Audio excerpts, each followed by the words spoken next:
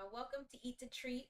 We are officially a nonprofit that aims to end health disparities. I'm Dr. Amaris Williams. I have a PhD in nutrition. I'm a foodie, I'm an avid cook, and I love to make recipes that are delicious and healthy.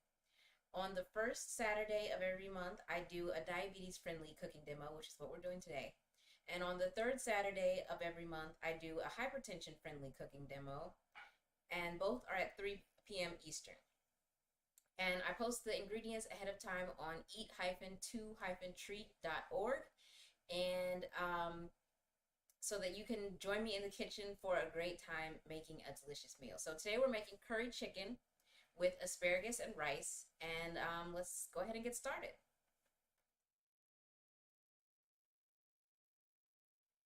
Okay, so the first step is we're going to cut up the chicken. This is chicken that you can see that I've labeled it. It's chicken that I deboned and put in my freezer when it was on sale. So I like to buy whole chicken legs with the drumstick and the thigh connected, separate them, debone the thigh, and then put it all in the freezer. That is the cheapest way, in my opinion, to get chicken. So I'm just gonna cut this up into approximately 1 inch 1 inch chunks, and I'm gonna keep my fingers out of the way of the blade as usual by curling them under, and then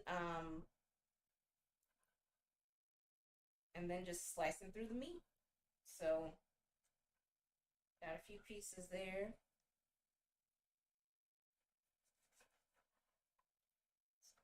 So I'm gonna cut up about a pound of chicken thighs as per the recipe. And I'm using boneless, skinless, as you can see.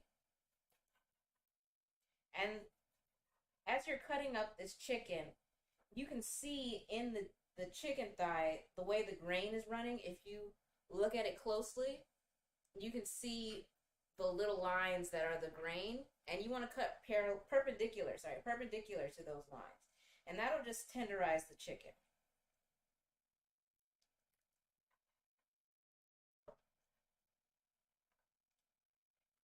And the purpose of cutting it up into smaller pieces is so you have pieces that fit in the mouth easily.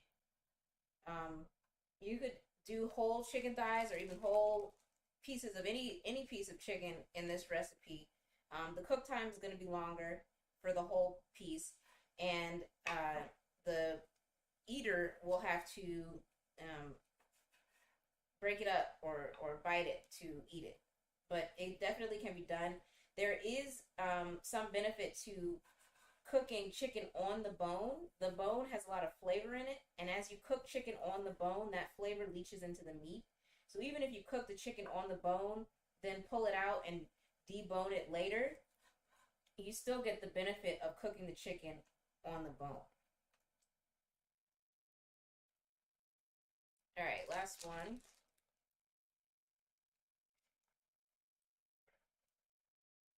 And then after I do this, after I finish cutting up the chicken, I'm going to very thoroughly wipe down my board, my knife, and my hands, because we don't want raw chicken contaminating the other food that we're going to prepare today. Another thing that I could do is turn the board over to the other side and use the other side of the cutting board to cut up my vegetables that are going in this dish. It's not 100%, like, it's not super critical that the board be spectacularly clean, because all of the food that we're preparing today is going to go in the same pot and cook together. But if we were making something that was going to be eaten raw, for example, we would want to make sure that we clean the board and our hands and the knife thoroughly in between cooking the raw chicken or cutting the raw chicken and preparing the ready-to-eat foods. And that's just so that you don't get salmonella.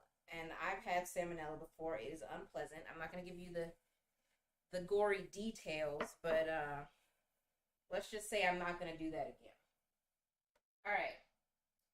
Next step is we're going to marinate this chicken. I'm putting a half a cup of yogurt, and here I've got some non-fat Greek plain yogurt, so it's got no sugar in it or no added sugar, no flavorings, no fruit on the bottom, and I'm just gonna put a half a cup roughly in with my chicken. Okay. Next, we're going to put the spices in there. We're going to put a half a tablespoon, which I had here. Here we go.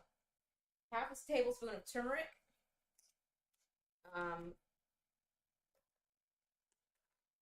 And this is going to give us the yellow color that is characteristic of curries.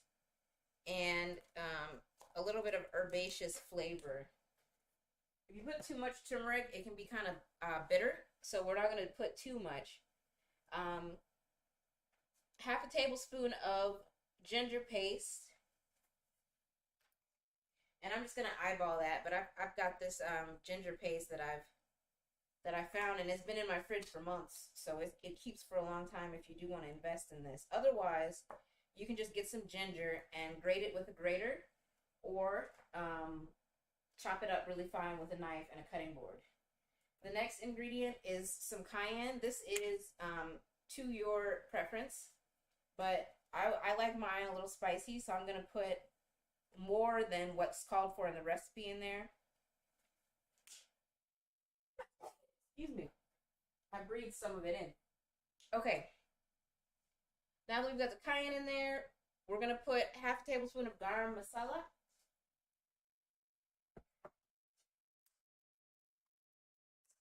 And any type of masala, excuse me, any type of masala can do in this recipe.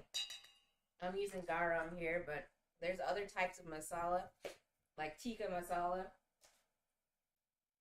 and those work fine. It's just the flavor the flavor is slightly different, but works just fine. All right, next up is some salt and pepper. I've got this mixture of 1 part salt to 2 parts pepper, or 2 parts salt to 1 part pepper, that Chef Jim left last time. So last time I had a guest chef on, Chef Jim Warner, and so check out that video if you haven't seen it. And he made spaghetti squash with roasted tomato sauce and sweet potato and edamame with Thai chili pepper. All right. And I've got a few hellos. Hello there. Next up is I'm going to stir it up. And so I added about a 1/4 teaspoon of salt, not a lot, to this. We're going to salt it at the end, but the salt is just going to permeate through the chicken a little bit so that the chicken isn't bland on the inside but flavorful on the outside. And that cayenne pepper, really, I should not have inhaled that. It's really messing me up. Okay. Good thing I don't have mascara on, because it would be all over my face right now. Okay, we're going to set this to the side. The next step is, excuse me, we're going to chop up some onions, or an onion. I've got this pretty ugly onion here, but it'll work just fine. I'll cut off the ugly part. All right. So the onion has a root end and a stem end, which I cut off so you can't see. But the roots hold the onion together. So that it doesn't slide around on you while you're cutting it, we're just going to cut the root end, through the root end, cut the onion in half. So now we've got 2 halves, and both halves have a little bit of root on them to hold them together. And then I'm just going to slice mine. We're going to put this onion in the blender, so you don't have to cut it pretty. You don't have to cut it small. There's no point in fussing over it. So just slice it up And now I'm going to turn on my pan to whatever I turn it on to, 5. 5 out of 10. And then I'm going to put 1 tablespoon of oil in the pan. All right? And then the onion goes in.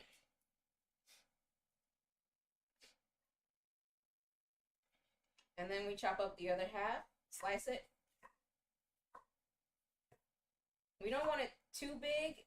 We are going to put it in the blender, but we don't want it too big because then it'll take forever to cook.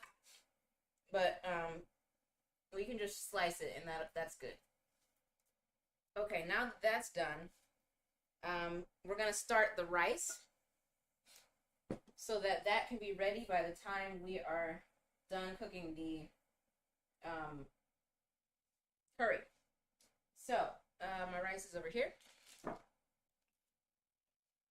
I'm going to measure out 1 cup of rice and 2 cups of water.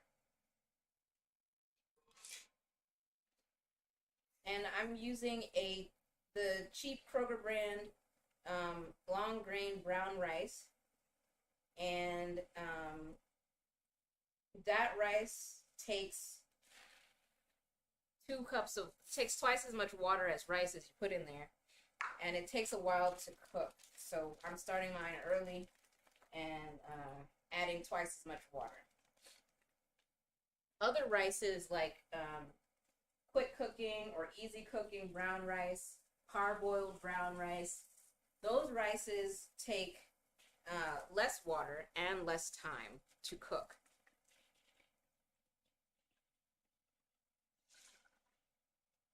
In addition to the water, I'm going to put some salt and pepper mix in there. 2 parts salt, 1 part pepper.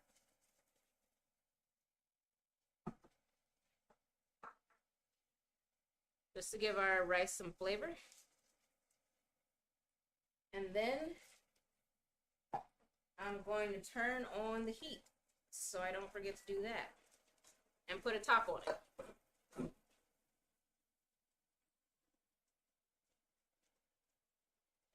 Alright. Stir up our onions here. Don't forget to stir your onions so they don't burn.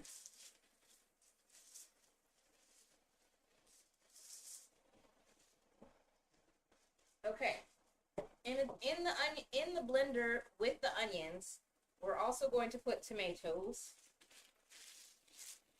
And I've got these tomatoes on the vine. They're kind of beat up, but got them at Aldi. Got tomatoes on the vine, and I like the on the vine tomatoes because I think they have slightly better flavor than the hydroponic ones. These are probably also hydroponic, but the ones that don't come on a stem. And these, again, don't have to be pretty because we're going to put them in the blender. What we do want to do is just get them small enough to fit in the blender so the blades of the blender can get a hold of them. Don't want them to escape. So I'm just going to cut mine into quarters and then put it in my blender jar. And I'm going to stir my onions here.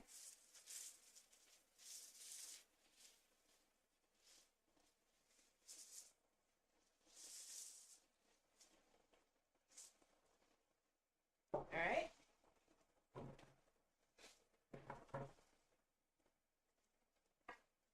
This is a recipe that was taught to me when I was in grad school. A friend of mine taught me how to make this. She's from Mumbai, or Bombay, as the Europeans call it. And we were watching Bollywood movies and cooking curry. So that was a fun night. All right, last but not least. Okay. Next up, I'm going to measure out the spices that we're going to put in with the onions. Ooh.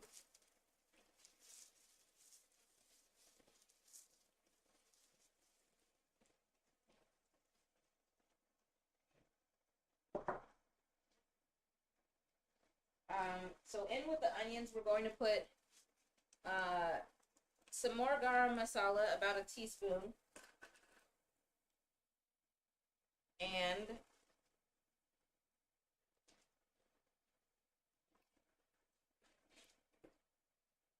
some curry powder. I've got Madras curry powder, and you can use any curry powder as long as it's not too yellow. The curry powder that's really yellow is mostly just turmeric, and it doesn't have many other spices in it, and you want the other spices to give it a more well-rounded flavor. So I put a half tablespoon of curry powder in the bowl. And then the other things that's going in there is some garlic. We're going to put the garlic in the blender with the tomatoes. You can cook the garlic with the onion, but then you would have to slice it first.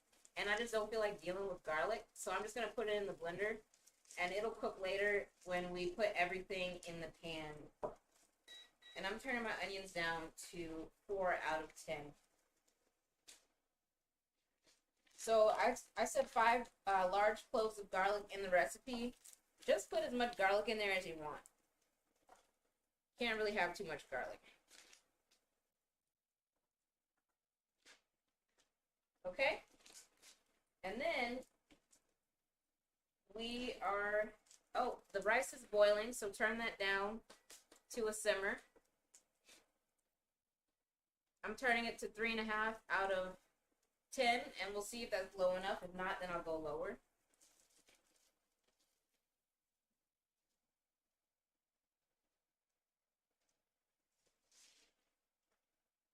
Alright, so now I'm going to add the spices in with the onions and let them cook.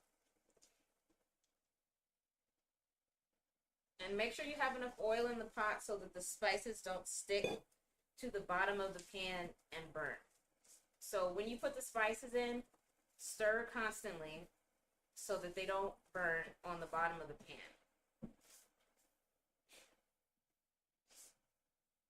So I'm just going to stir this for about a minute, and then I'm going to put the whole mixture with the spices and the onions and the oil in with the tomatoes and the garlic. And then we're going to blend them all up.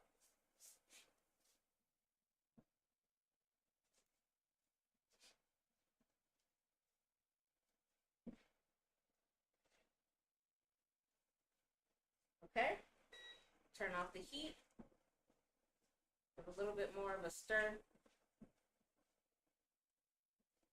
and it's ready for the blender. So I'm just going to put it in.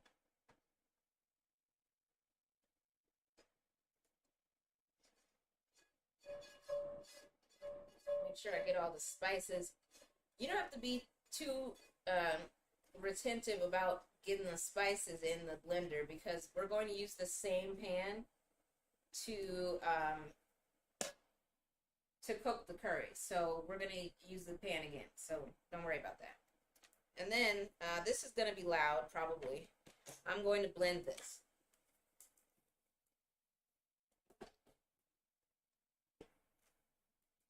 All right, and I've got my blender plugged into the same outlet that I've got this hot plate plugged into. So I'm only going to hopefully not throw a fuse, but the hot plate is off.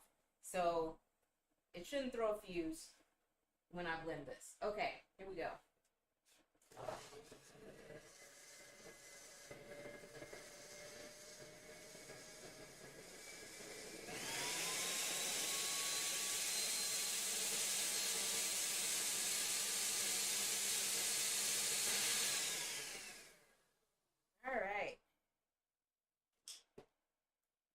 Okay. All right, that's what the finished product looks like.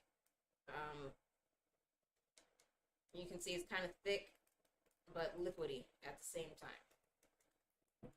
All right. And so this goes back into the pan. I'm going to take the blades out so that they don't end up in the pan. We just want the tomatoes and the garlic and the onion in the pan.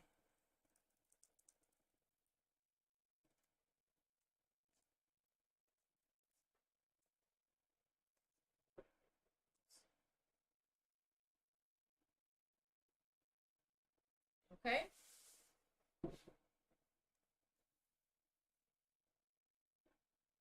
And now I'm going to turn it back on. I'm going to start at a 5 out of 10, and we'll see how this goes. Our chicken is marinating just fine. The chicken is going to go in with the tomatoes as soon as they get heated up. We don't really need to marinate chicken that long, especially since we cut it up first. The marinade is coated on all the small little pieces, so it doesn't have to really marinate that long. And the rice is going. Make sure your rice isn't boiling too much. I'm going to turn mine down to a 3 out of 10. Woo. All right. So the tomatoes started boiling pretty quickly. So I'm going to clean up my mess a little bit and then add the chicken.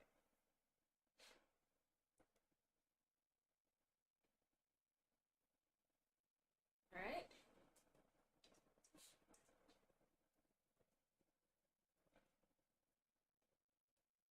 And the chicken just goes in the pan. Nothing special.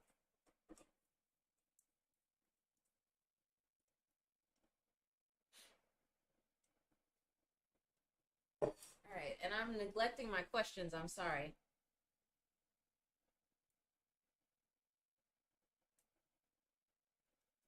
Okay. I don't have my questions on the screen like normal. And so,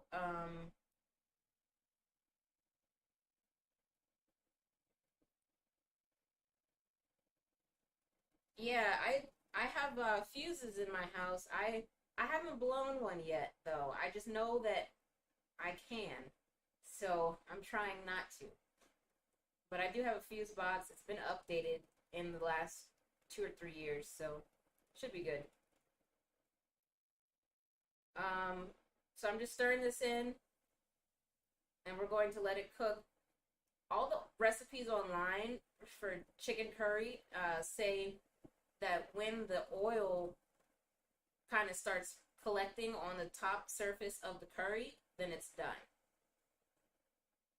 I don't know. I judge by how long it's been cooking and how long it's been boiling. Not how long it's been cooking, but how long it's been boiling, so that I can be sure that the chicken is cooked all the way through. I don't know anything about any oil on the surface of the curry. Maybe that's a good way to do it. I don't know. All right. Last but not least, we are gonna put some asparagus in there. And the reason for the asparagus is, one, it adds an extra depth of flavor to the curry, and two, more vegetables. I mean, this is a diabetes friendly recipe, so more vegetables is always a good thing. And three, I just like asparagus, so this can be replaced with any vegetable of your choice. So when I was developing this recipe, I thought maybe it could be served with roasted broccoli. So, but just for time purposes and not to have to go running to the oven and come back and cook and then go back to the oven and all that, I decided to use asparagus and cook it in the curry. But you could definitely do roasted broccoli or even pan-fried broccoli. I didn't want to pan-fry broccoli because I only have 2 hot plates, and one's doing rice and one's doing curry, so, alright. So, the asparagus. Some people cut the hard woody ends off of their asparagus. I find that when you cut the asparagus, you still end up with some tough, chewy pieces that you cannot eat. So, I snap the asparagus. So I just hold it at the very end and hold it at the other very end and bend it until it snaps. And then you throw the root end away and you keep the top end. Some people think this is wasteful, but I think it's wasteful to have a whole mouthful of asparagus that you can't chew and have to spit out and then you're at the table spitting out asparagus, and it's just unbecoming. So I just go ahead and snap them, and that's what I'm doing here. All right. Well, that one's a lot of that was video on that one.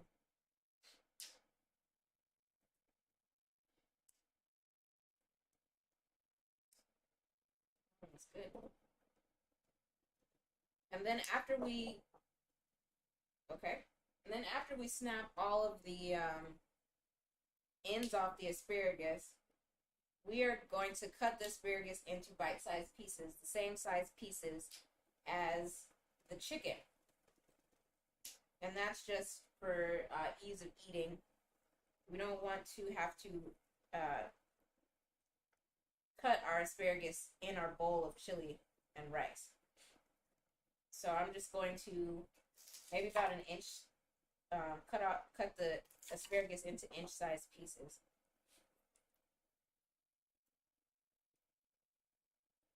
All right.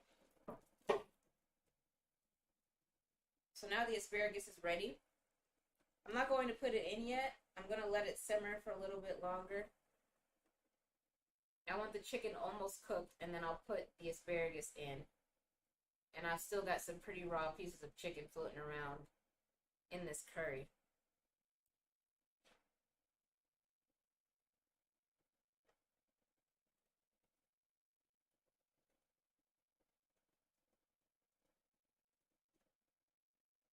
Okay. So I've stirred the curry. Stir yours if you are making this at home. The rice is still got plenty of water. So how we're going to know the rice is done is when there's no more water left in the pot. So as soon as the rice has absorbed all of the water, don't open the pot. Don't open the top of the pot to see this. Just you can hear it. So when the rice is no longer bubbling and it's just silent, that means the water has been absorbed, and you can turn the heat off and leave the top on and let the rice rest for a little while. Okay?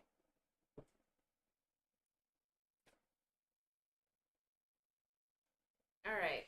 So the chicken is more cooked now.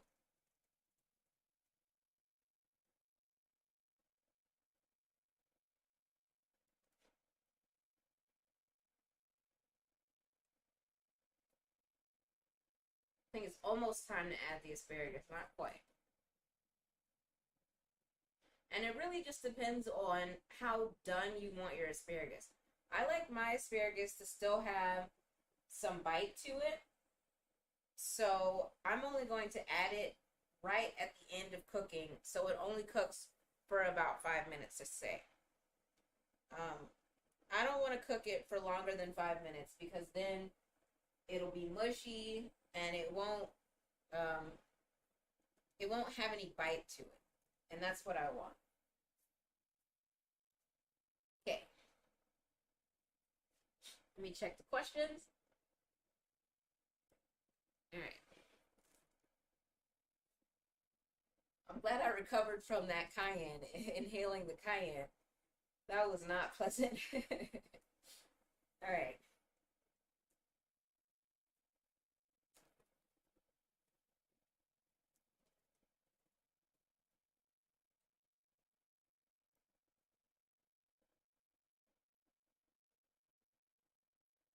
Okay. I think we're ready for the asparagus.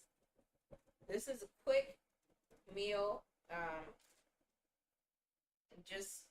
It's not one of those curries where you simmer it for 30 minutes. You can, but because of the yogurt and the tomatoes and stuff, I wouldn't simmer this too long. We're not trying to tenderize the chicken. We use a chicken thigh that is pretty tender by itself, and we cut it up across the grain so that we don't have any long strands of muscle fiber making the chicken tough. So we don't need to boil this for a long period of time. We just need to cook it. and make sure we kill all the salmonella. The internal temperature for chicken is 165 degrees Fahrenheit. I don't think you can manage to get it to 165 degrees Celsius and it still be edible. So definitely Fahrenheit. And you get it to 165 Fahrenheit and then it's done. You've killed the salmonella and you're good to go. And I need a slightly bigger pan, apparently.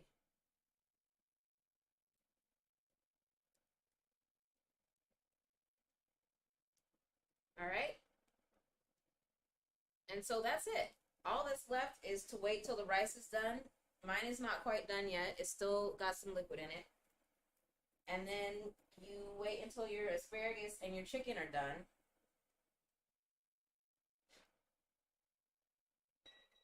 Uh-oh.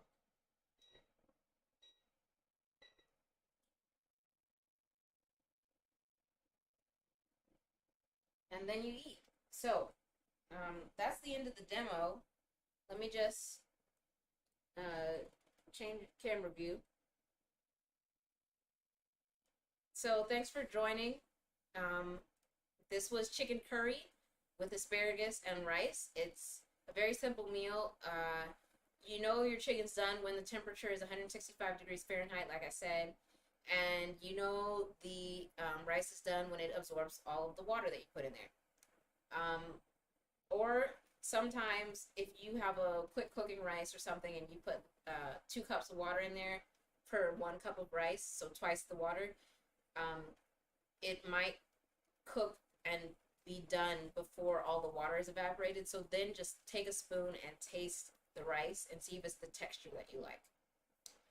And that's it. So thank you for joining, and I'll see you on the 17th, I believe. 3 plus 14 is 17. So on the 17th, and we'll be making a hypertension friendly meal that time. I'm thinking that I'm gonna serve caviar, so you don't want to miss that.